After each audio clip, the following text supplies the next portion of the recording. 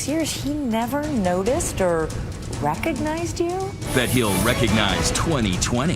I'm Elizabeth Vargas with ABC News. And how far would you go to pay for college? You're a student by day and a stripper by night. Sometimes a student by night and a stripper by day, it depends. Books down, clothes off for co-eds and jocks. My friends think it's awesome. Plus, how far would you go to sit at the table with Hollywood's all-stars? Matt, Ben, Leo, and Toby. I used to call Toby Hannibal Lecter. He was a definite carnivore at the table. So how did it all come crashing down for the Hollywood Madam of Poker? This is the FBI. Come out now or we're breaking down the door. Tonight, how far would you go? Here now, Elizabeth Vargas and David Muir. Tonight we start with the question here. How far would you go to get love, to get money, to get revenge, to pay for college, even have a baby? Those first three, love, money, and revenge, all come into play in tonight's first cat and mouse game. That's right, David. A woman scorned and looking for payback, literally. What turned a shy Southern belle into an obsessed steel magnolia, whipping through wigs and disguises, playing detective, all to get back what an ex-boyfriend had taken from her. Not just her life savings, but her pride. Welcome to Los Angeles and a very serious game of hide and seek, where this woman spends a great deal of time looking for this guy, and he spends a great deal of time looking over his shoulder trying to avoid her. He's also trying to avoid this woman, and this woman, and this woman. What's at stake here?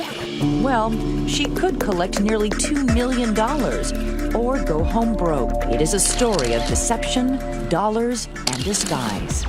Catherine Underwood is trapped in a bad relationship, and even though the romance ended a long time ago, the South Carolina native simply can't walk away.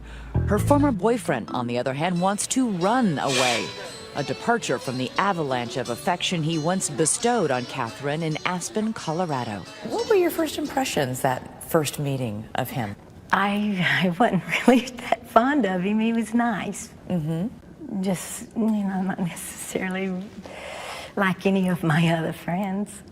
First impressions on that snowy night back in 1994 may not have been memorable, but his name certainly was. Budimir Draculic, and his middle name was Persistence.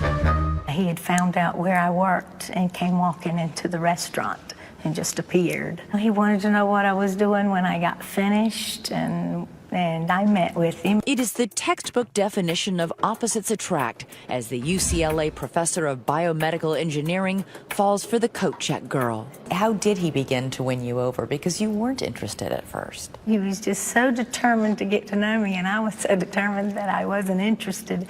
And I think I was just taken by his determination. The professor professes his love for Catherine. He told me he loved me on the first night. On the first night? He called her every day. He told her how wonderful she was. He kept talking about the life that they would have together. Budimir wines and dines Catherine. He flies her to his home in LA so the two can spend more time together. Eventually, you did feel like you grew to love him. I did. Were you talking marriage? Yes, we were talking marriage and children. Catherine is fully invested in the relationship, and the long-distance romance blossoms. After about 8 months, Budimir pops the question, just not the one she was hoping for. What did he ask you exactly? He asked me for $5,000. Budimir was away on business and, according to Catherine, needed to pay child support and couldn't transfer funds into his account. Did you have any doubts, any second thoughts at all about loaning him that $5,000? Well, no, because he had a good job, and I for sure thought he would pay me that back. Donna Anderson has written about Catherine's case and has counseled thousands of women to spot the warning signs. The first time that he asked for money, he didn't ask for it for himself. He asked for it for his kids. It was kind of like a trial balloon, just to see if she would even respond to that, and she did. 1 month later, another story, another request for cash. And he asked me if I could loan him $5,000 more.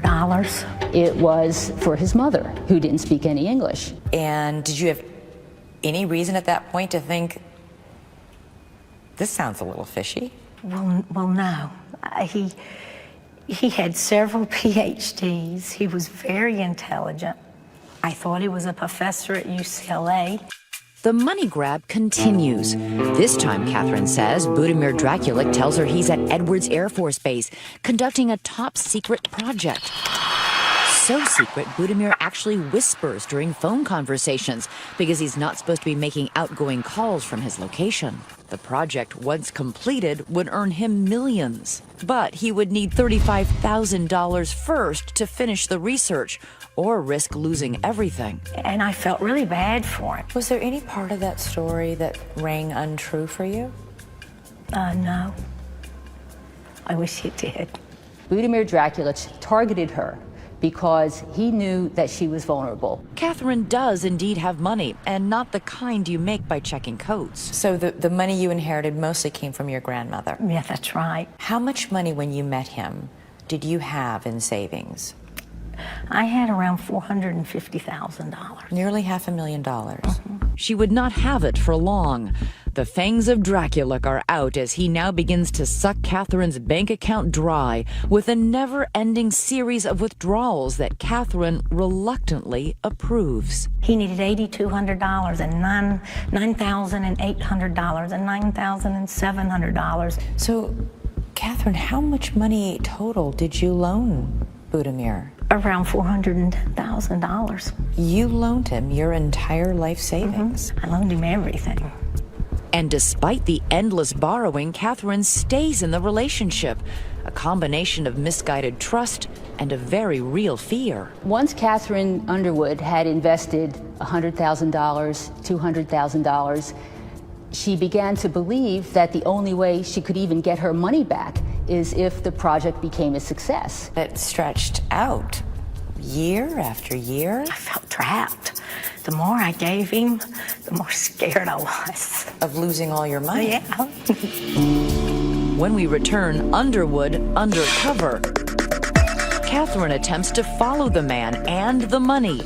The master of disguise gets close to Budimir. Real close. I would follow him to banks, and I would stand right behind him.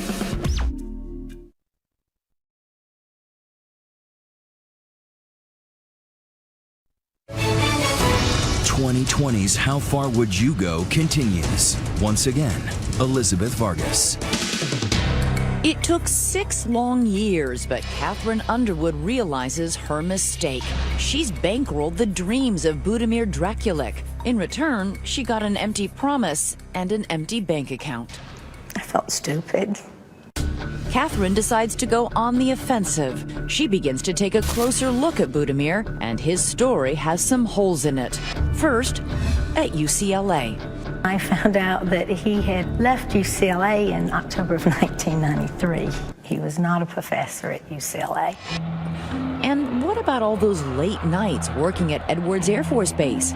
Catherine says a late-night phone call in 2000 woke her up in more ways than one. And I looked at the ID caller, and it was a Los Angeles number. He wasn't calling you from the desert? No. Oh, then I knew I was in big trouble. The next day, a devastated Catherine flies to LA unannounced. She recalls the time Budimir first showed her around the UCLA campus and him talking about playing tennis. So, grasping at straws, she heads to the tennis courts. He was playing tennis. He was taking a tennis lesson. So in that moment when you saw him on the tennis court, reality slapped you in the face? It sure did. Hard. He was a liar? That's the worst. Did you confront him? Yes. He was very ugly and very, very nasty. He wanted me to leave and asked me that I have no business coming to Los Angeles unannounced. From the tennis court, Catherine goes to Superior Court, files a lawsuit, and wins a judgment. The judge called Budimir's conduct willful, malicious, and despicable. Mm-hmm. At the time, Catherine was awarded more than $800,000. Today, with interest, that figure has ballooned to more than $1.6 million. Budimir has appealed twice and lost twice. Truth be told, he didn't look at all worried when we spotted him at his private members-only gym. A lot of people would think, wait a second, you have promissory notes showing that you lent him this money.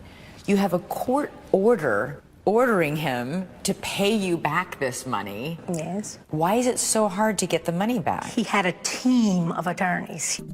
Catherine can't afford a team of attorneys, so Underwood goes undercover with a series of low-tech get-ups designed to get her close enough to actually hear things and see things that will hopefully lead her to the money. Tracking Budimir becomes Catherine's obsession. She follows him to business meetings, stores, banks, and more. You dated this man for 6 years. He never noticed or recognized you? I worked hard to disguise myself. At one restaurant, the former couple are seated a little too close for comfort. The waiter came up to ask me for my order, and I couldn't talk to him. You were afraid he would recognize your voice. The voice he would recognize. At that meal, Catherine listens as Budimir brags to a coworker. I heard him say that they had outsmarted us. Catherine's one-woman investigative unit is generating some leads, but she can't even cover her own hotel expenses. So where did you stay? I'm ashamed to say. It's okay. Mostly in the car. In the car? The economic burden is being felt not just by Catherine, but by the brothers who came to her rescue. My brother was borrowing against his home. He what? He borrowed money against his home. Against his home? Mm-hmm. I just felt like the whole time I was out there, I had to get my money back. We pay a visit to Budimir's home. Hi, I'm looking for Budimir. I'm Elizabeth Vargas with ABC News. A male voice on the other side of the door asks us what we want. For Catherine Underwood, the answer is simple: $1.6 million and some closure. Budimir, you should be ashamed of yourself. You're living a nice life out here in LA. You took my money, and look at you. 11 o'clock, you're not even working. I want my money back. You took my money and my brother's money, and I want you to return it. Enough is enough. I want to be paid back. The plea is met with silence. Once again, Catherine walks away empty-handed. To level the playing field for Catherine, we enlisted the help of two heavy hitters. First, Nelson Tucker, who walks softly and carries a big badge. Let's just say he's got a certain way of making people pay up. And Bob Nygaard, a street-smart private eye who's appeared on 2020 before, busting scams. I mean, she was conned out of a lot of money, and she deserves to get that money back. That's the bottom line. The PI does some digging and uncovers a disturbing detail. Even as Draculic was borrowing money from Catherine back in the 90s, he was earning $180,000 a year at a tech company in California. Talk about adding insult to injury. It really is a travesty of justice. Nygaard makes a very good living playing his own version of hide and seek. So here he comes, coming out now with his food. On this day, he's tailing Draculic to see where he works. That question is answered when Budimir pulls into BioSig Technologies. You have Budimir, who's working for BioSig, who's collecting a salary, and Catherine isn't seeing a cent of that money. It's wrong. It's just flat out wrong. And as the private eye learns, Budimir doesn't work cheap. His total compensation in salary and stock at BioSig for the past 3 years totals more than $1 million. But on paper, he is a phantom who appears to have no assets. I was amazed that he was making this kind of money and not doing something to try to settle the case to have it go away. Nelson Tucker is a process server extraordinaire who has served papers on everyone from celebrities to heads of state. Today, he's going to BioSig, not to serve Budimir, but to serve the company that pays Budimir in an attempt to garnish his wages. Do you know Budimir Dracula? Yeah, he works with us, but For some reason, he's not here today. Okay. Is he normally here? Yeah. Yeah. It's very important that the company does not disregard this notice. This is a court order. Okay. And the file has been opened with the sheriff, Okay. Los Angeles County Sheriff. And so if you fail to comply, you, meaning the company, fails to comply with this order, then there are repercussions against the company. I understand.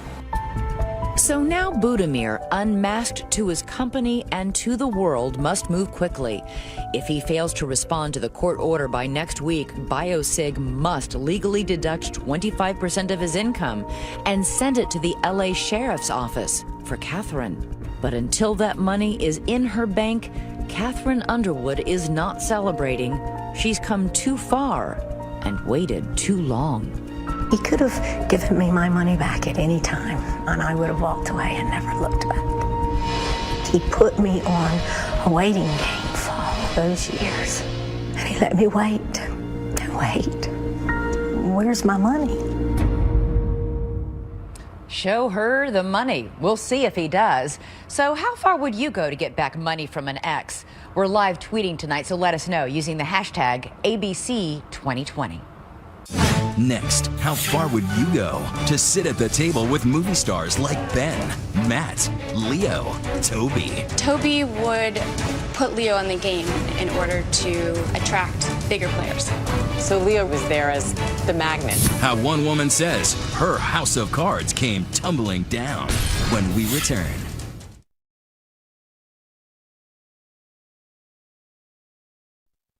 So how far would you go, not just to make millions, but to be in thick with Hollywood's A-list, friendly with actors on a first-name basis, Matt, Ben, Leo?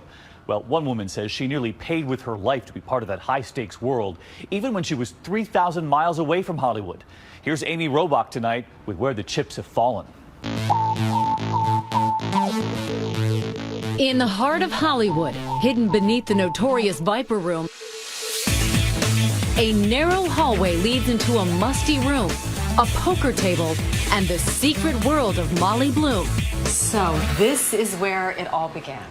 Yes. She was the voluptuous Hollywood Madam of Poker, and she says she lured billionaires and celebrities alike, faces you know from the red carpet, drawn to her green felt table every week for an underground high-stakes game of no-limit Texas Hold'em. This was a $100,000 chip. According to Molly, 10 years ago, she was running errands for a rich entrepreneur when she took her first step into a shadowy world. At 27, she was given the responsibility to host the games for her boss and his high-rolling poker buddies, including Leonardo DiCaprio. He sat right there with his headphones. And Tobey Maguire. Toby was sitting right there. Toby and Leonardo together in the film The Great Gatsby and together in Cards. How much money was played in that first game? People had probably, six-figure losses, six-figure wins. A former cocktail waitress from small-town Colorado, Molly was immediately intoxicated by the mixture of glamour, wealth, secrecy, and most of all, the cash tips she received from the winners. That first night, how much money did you make in tips? Around $3,000. And what was your reaction? I got in my car, I locked my car, and I just was like screaming. And nobody took a cut from the pot, so Molly's Hollywood game and her tips were perfectly legal. And then the money just kept getting better. It did. For Molly, perfecting the game for the A-list players meant studying their poker personalities. All right, I'll call it $2,000. I'll gamble. Matt Damon, she says, was nothing like the poker addict who gambled everything in the film Rounders. He was lovely, modest, down to earth, a nice, smart guy. And to further that point, he never came back. She says Damon's pal, Ben Affleck, was a regular whose penchant for gambling has made the news. Security at the Hard Rock Hotel and Casino told Affleck, quote, "You're too good," and politely escorted him away from a blackjack table. He had the gambling gene. No question. Just like the mild-mannered Peter Parker could morph into Spider-Man, Molly says Tobey Maguire assumed an alter ego when he put on his poker face. He was bloodthirsty. I used to call Toby Hannibal Lecter because he could just talk someone off of the good hand. Really? Just the person would be looking at their hand and know that they have the nuts, which is the top hand, and he could talk them out of it. He won a lot. Yeah.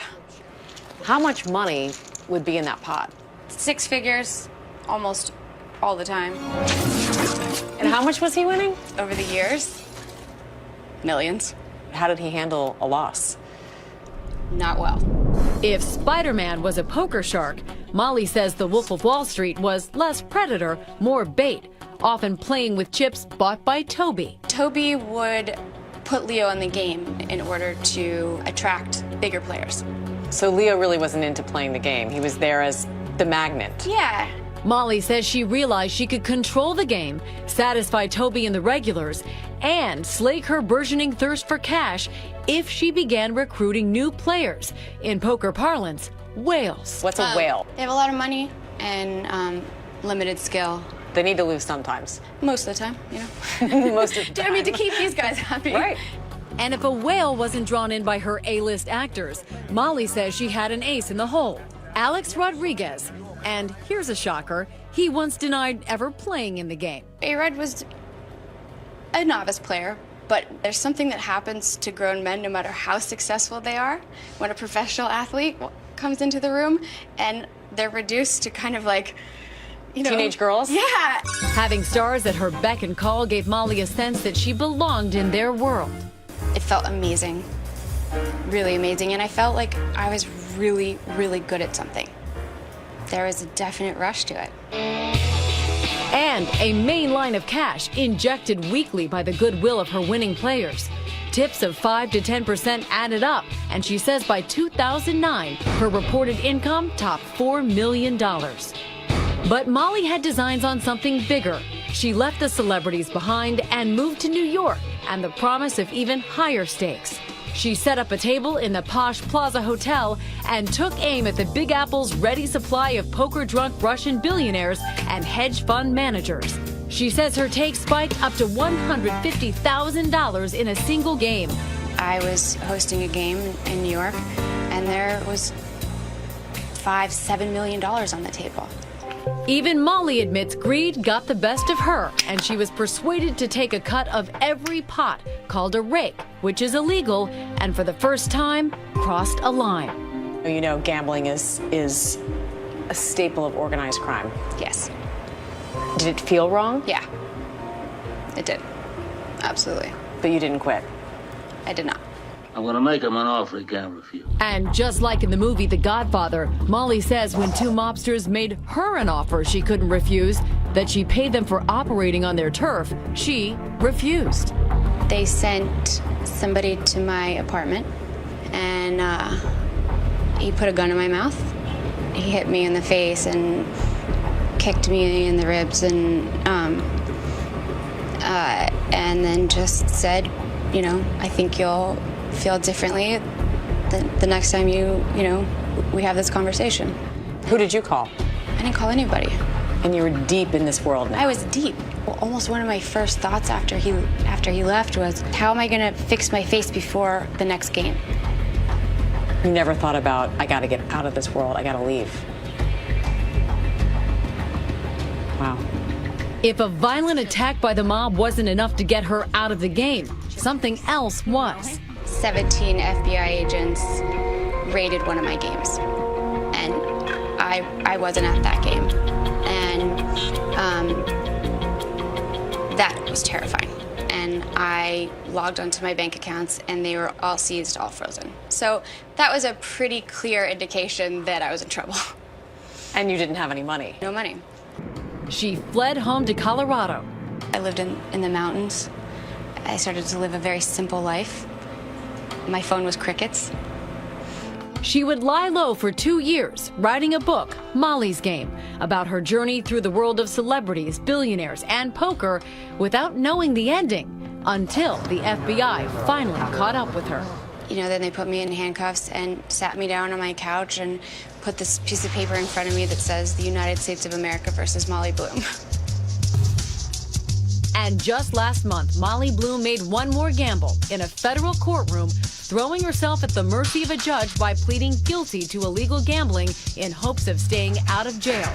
All in with a solid hand, she won, getting off with a sentence of probation. Is there any wisdom you gleaned from observing the game of poker and what you went through? Know when to fold. Pay attention to the signs. They're there. When things start to feel like you're on the wrong path, pay attention to those. That's when you fold them. Yeah. Molly Bloom's book, Molly's Game, goes on sale early next week. We'll be right back. Next, how far would you go to graduate from college in a cap and gown? Meet the co-eds and jocks who are dropping the gown and nearly everything else to afford it. How much of your college are you able to pay by taking your clothes off? Pretty much all of it. When we come back.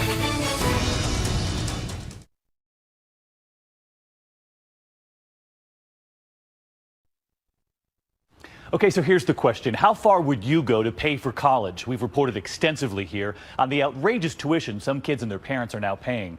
But tonight, the students, men and women, who are figuring out a way to strip away those student loans, that high tuition. Get ready for the big reveal. Here's Juju Chang. I'm Maggie. I'm pre-law at the University of Maryland, Baltimore County. I'm Madison. I'm getting my master's in social work. I'm Jade. I'm getting my bachelor's in forensic psychology. Meet the young women in hot pursuit of higher education. We're not using their full names because they have a little secret. Do you wanna touch? Do you wanna touch me? They're part of a new generation taking off their clothes so they don't have to take on college debt. Essentially, you're a student by day and a stripper by night. Yeah, sometimes a student by night and a stripper by day. It depends. Maggie says she gets straight A's as a double major, Spanish, poli-sci. Every other weekend, she takes a 3-hour train from her home in Baltimore to Manhattan. Sometimes I'll do homework. To the Bright Lights big city dance club called Scores. I have a class that ends at 5:15. I'll get over to the city by around 5:30, 5:45, hop on a bus or a train around 6, and then be at work by like 8:30. Work means pole dancing in a G-string for men who show their appreciation by giving them tips. I am an entertainer, and what I provide is company and entertainment. And seducing them. Right. It's definitely sales. We're selling our time and our company. And so you're willing to sell your time and your company in order to pay tuition. Exactly. And going to school full time, you don't really have time to work 40 hours a week. There's so many jobs that just won't pay a wage that covers the cost of tuition. So while I'm young, this is a terrific opportunity. This past Saturday, Maggie took home more in one night than she would have working 40 hours as a waitress. Almost $1,100. I'm so happy with what I got. Stripping just 4 nights a week at Scores, the money adds up fast. How much do you make a year? I make about $180,000 a year. That's incredible. That's what, like, you know, a first-year law associate would make. That's if not more. You will take a pay cut when you become a lawyer. I will. What do their parents think of this eccentric solution to the college debt problem? My dad, he's very supportive of just, you know, the work I do. Just doesn't want to talk about it. My mom said that she was disappointed because it was exploitation. But these college students say they feel less exploited doing this than, say, waiting tables. I've actually found of any job I've held this to be the least exploitative. As a waitress, I was amazed at how rude some customers could be. But that doesn't mean they don't feel the sting when people find out what they do. I've gotten some comments, but people definitely make a point of mentioning it, and I feel like there are people that define me by that. A lot of judgment. Sure. But I use a lot But while these women say they still get shamed for being in this line of work, men get celebrated, like Channing Tatum in Magic Mike. It turns out Tatum knew the value of a buck before he became famous. Here he is in a hula skirt stripping in real life, shown on TMZ. It's something more and more men like Dino are onto. So what made you think, all right, I'll try stripping? Not to sound cocky, but you just look in the mirror and this is a great way to make money. It's easy, it's fun. You go on stage, you perform. To earn tuition, Dino, who's studying international trade, performs at New York's Hunkamania. How much of your college are you able to pay by taking your clothes off? Pretty much all of it. Really? I would say all of it, yeah, and then a little extra as well. And when his buddies discover his extracurricular activity, the response is overwhelmingly positive. My friends think it's awesome. I think it's cool. They're like, oh, I wish I could do that, you know. They really admire the fact that I do that. 18-year-old Egypt says she doesn't get admired for stripping, but she feels she should get respect. Doing this means proving to people that strippers are in no way the stereotypical slut. We work hard, even if it's showing our bodies. Egypt got her inspiration from an unlikely role model, the infamous Duke University porn star, Belle Knox. I read an interview of Belle Knox in Rolling Stone magazine, and I'm like, she's 18 and doing porn. Why not me, become a stripper? Egypt was eager to meet Knox when she made an appearance at her strip club, the Show Palace. What are you studying? Criminal justice. Oh, wow, you want to be a lawyer? I want to be a lawyer. Nice to meet you. And Belle Knox knows well the struggle to pay hefty Duke University tuition. I was sitting in my dorm room one day, just completely stressed out about how the heck I was going to pay any of my bills. And I said to my roommate, screw it, I'll just be a porn star. To make enough to pay her monthly $4,300 tuition bill, Knox says, my options were work 3 jobs. Even then, I'd probably only make about $1,000 a month. Porn has really given me a lot of financial independence. In fact, so much independence that she told Time magazine just this week she no longer qualifies for any financial aid. In sports clubs across the country, there are almost 500 young women dancing to pay tuition. So, did that surprise you? Shocked me. So we thought about it. We said, with all these entertainers going to school, why not try to put a scholarship together and do it through a pole dancing contest where the winner would get $50,000 over 4 years to pay for her college. You're going to go for the Scores scholarship now? Yes, I am. And if they don't win, ironically, they'll have to rely on the conversational skills they've honed in the strip club. It's the girls that know how to talk to people. That's how you hook them. Once again, proving that the sexiest body part is the brain? Exactly. Next, how far would you go to have a baby? It's not what it looks like. Come on in. Thank you. This is my husband, Richard. A donation from a virtual stranger, all to have a baby. What did you Google? Free sperm? Free sperm. You really can find everything on the internet. Coming up.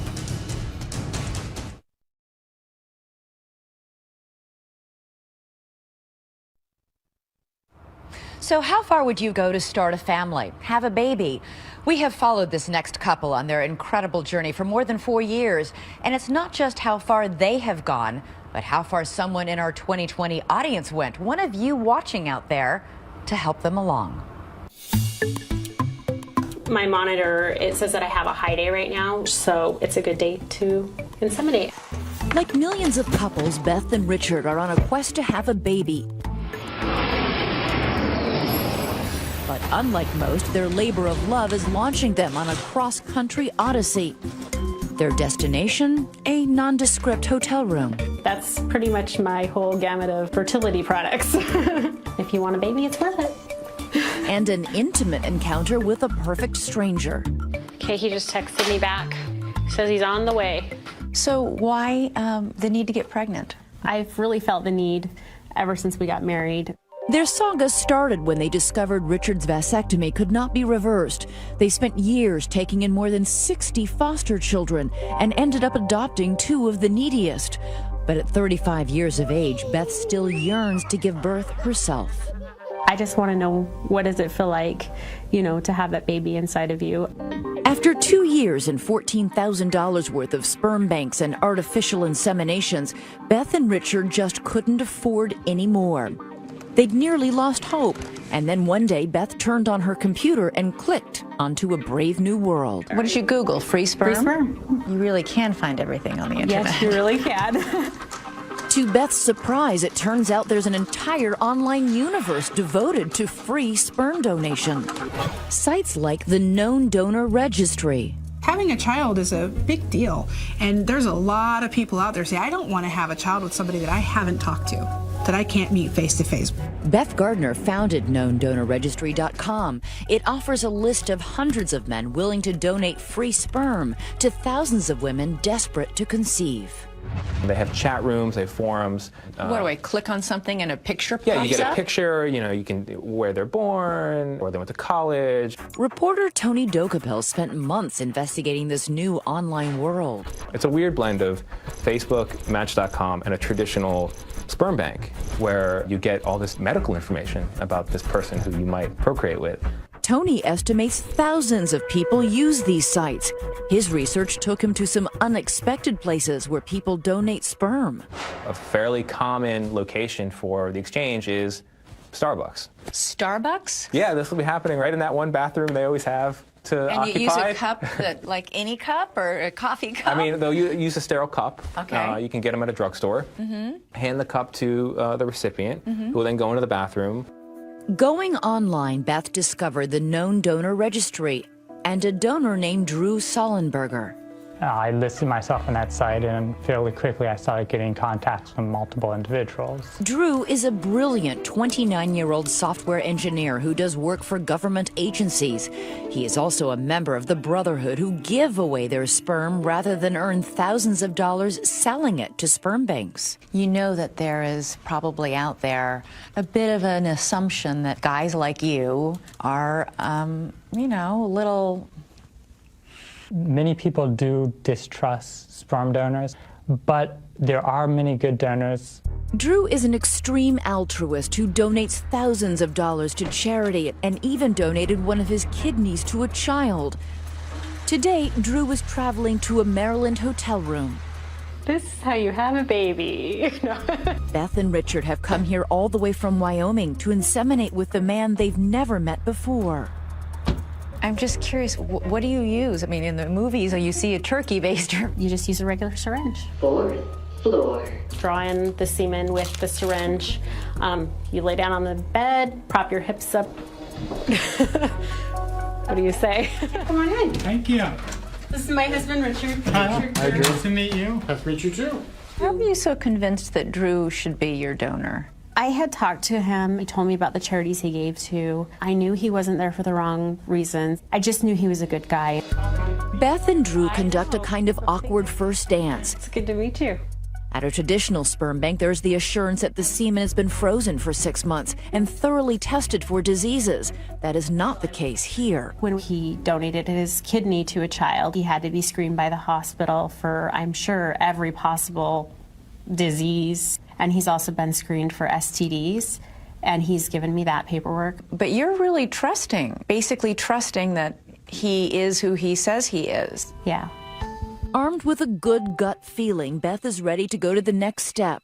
Okay, so we'll go downstairs then, and I'll have my phone on me. Okay. Okay, thanks, Drew. See you soon. All right. Drew retreats to the bathroom with a cup and his imagination. Downstairs, Beth and Richard don't have to wait long for Drew's text. He's ready for us. Now it's time for Beth to begin her part in the process. It's ready for you in there. Okay, thanks. You don't feel embarrassed? He doesn't feel embarrassed? I think my husband feels more embarrassed than we do. Is that true, Richard? Yeah, I'm sure it is. Right, well, thank you. Thank you. We'll see you tomorrow. You ready? Yep. Okay. While Beth positions the pillows to ensure maximum effect, Get a couple pillows to put my hips up on. final delivery of this gift is entrusted to Richard. Flip off my shoes. So we inseminated. The syringe is still in. We'll leave it in for probably about 15 minutes. Thank you for your support with this. I feel like it's important for him to be there. That way I can say he was there at conception. He will be the father of the baby. And Richard is there over the next 5 days as Beth and Drew repeat the now familiar. They will know in a few anxious weeks if Beth is pregnant. You know that there are people out there watching this right now thinking, we're crazy. You're naive. Yeah. Oh. Well, and it is a leap of faith, but it's what's best for us. There is one more leap of faith some women are willing to take to have a baby, involving a hotel room, but no cup and no syringe. It is called natural insemination, or NI. In other words, having sex with people you meet online, specifically to get pregnant. At least a third of women click that they're available for NI as an option. How many actually go through with it, I don't know. But for Beth and her husband Richard, that is a step too far. Unfortunately, after they inseminated with Drew in that hotel room in Maryland, Beth did not get pregnant. But they are continuing to try to have a baby. I have this really strong urge that I want to have a biological child. If I have to work extra hard to get it, I'll do it. I don't give up. And she hasn't had to, thanks to a 2020 viewer. After originally seeing Beth and Richard's story right here on 2020, an anonymous donor wrote them a check for $48,000, enough for 5 new rounds of IVF with their partner Drew. And they're still at it. Still at it. And that's our program for tonight. Thanks so much for watching. I'm David Muir. And I'm Elizabeth Vargas.